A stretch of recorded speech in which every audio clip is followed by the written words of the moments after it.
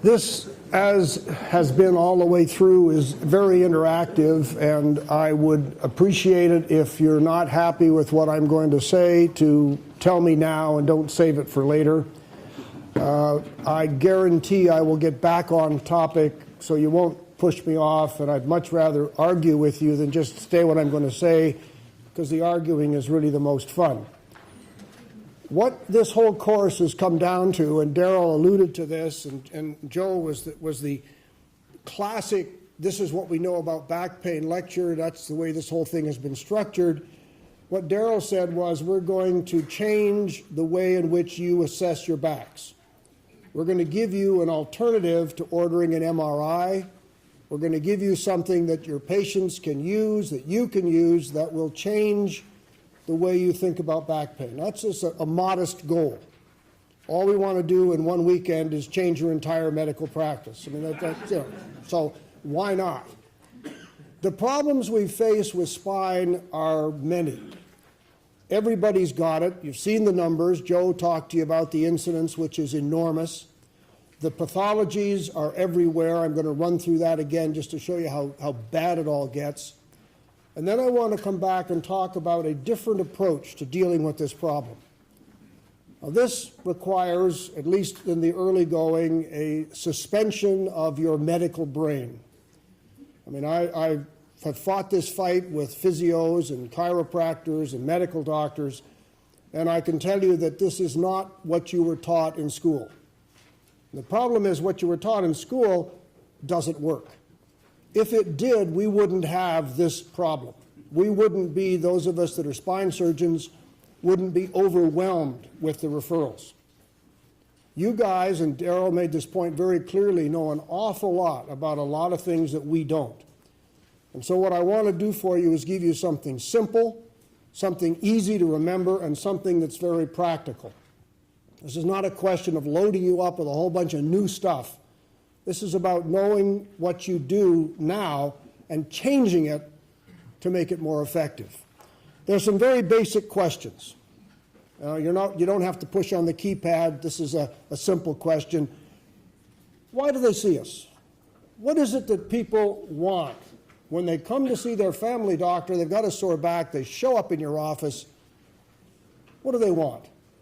What do they want from you? They want an answer. But even before they want an answer, they want their pain to stop. That's the first thing they want. They're in pain and they want you to make it stop. And what do? Well, we're trained, we order some tests. And we heard that this morning. Well, we'll get an X-ray. The analgesic effect of X-ray is minimal. And so these people leave us in pain just as they found us. The second thing they want is they want it reassured. They want you to look them in the eye and say, it's going to be okay.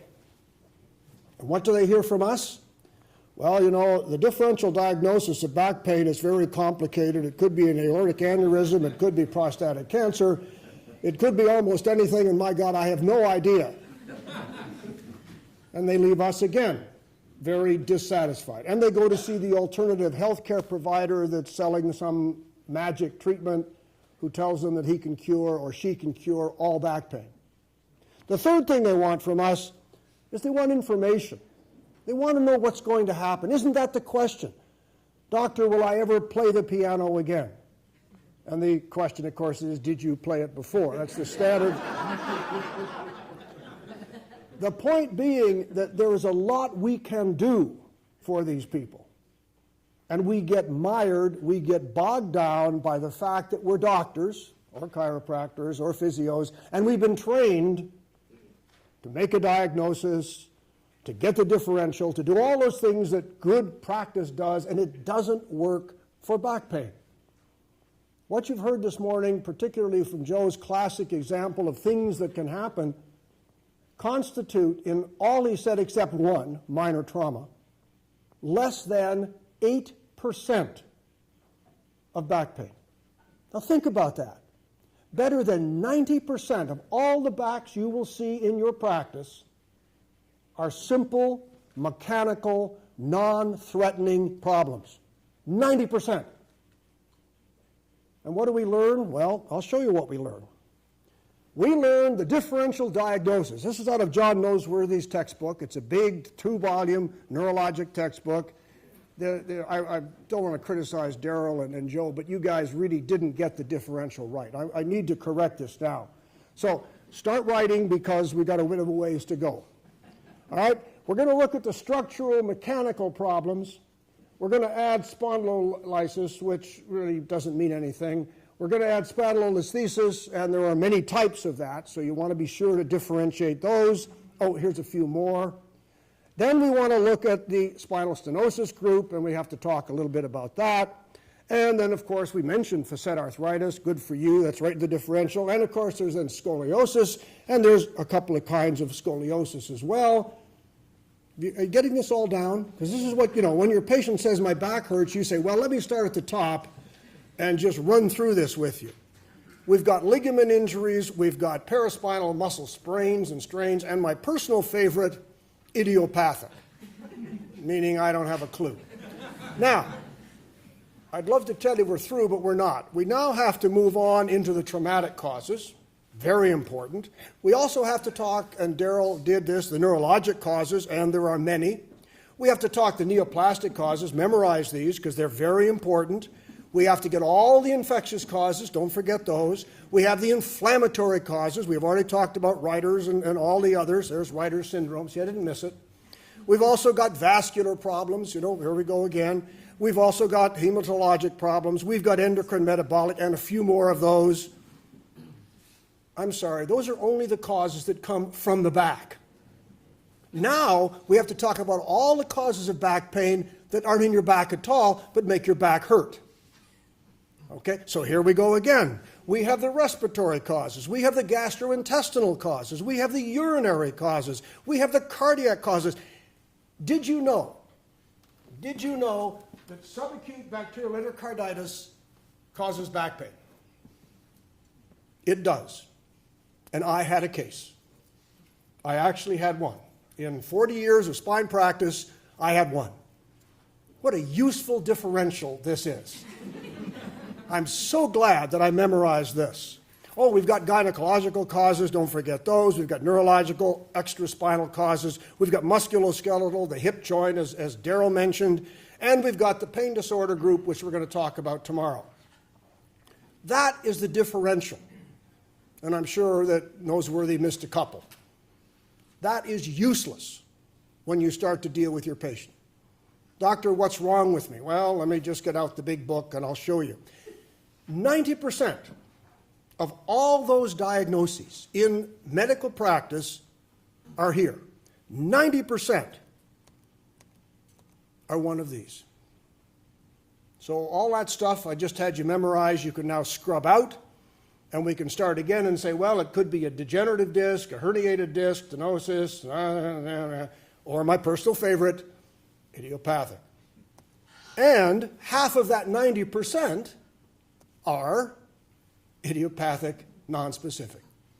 We do not know the cause of back pain in the specific individual in estimated between 60 to 80% of cases for the back dominant group. We just don't know. Now, what do you say to your patient? Well, I haven't got a clue. That's not what I'm saying. I'm saying that when we start talking specific pathoanatomic, we cannot do it. And yet that's what we fight about. Well, I think it's the facet joint. Well, I think it's the ligament. Well, I think it's the synovium. Well, I think it's the facet joint. I mean, we can go around that bush 6 times, and the patient's sitting in the other room waiting for us to come out and say, I don't know. And to make matters even more complicated, and this is a term, and Daryl used it correctly, spinal stenosis isn't even a clinical diagnosis. We write it down, and it means nothing. What is spinal stenosis? Textbook definition. Take the words. Narrow the spinal canal. End of story. Is a narrow spinal canal pathological? Can you have a narrow canal and have no symptoms? Obviously, yes, you can. So, good for you. I've got an image here that shows a narrow canal. You've got spinal stenosis. Oh my God, spinal stenosis. What does that mean? It means you've got a narrow canal. Do you have symptoms? Well, no. But never mind, you've got a narrow canal. It's one of the many, many reasons why MRI, CT just doesn't work. And Darrell made the point very clearly that the false positive rate is enormous. What he didn't mention is all the literature that supports the fact that patients who get the MR actually do less well. The outcomes are not as good if you do an MR as a screening tool. It's not a diagnostic tool. I've got a patient I'm sure has cancer, I want the MR. That's not what we're talking about. We're talking about I've got a patient with back pain, let's take an MRI and see what the hell we find. And that just isn't the way it works. The Quebec Task Force, back in 1987, oh my goodness, 1987 said this: distinct patterns of reliable clinical findings are the only logical basis for back pain categorization. What an amazing statement. Basically what it says is if you take the history and do the physical, you can come up with the reason they have their pain. Now, this is distinct patterns of clinical findings. This is not pathology. And here we start to get people a bit nervous. From this moment on, we are not talking pathology. We are talking clinical presentation, what you see in your office.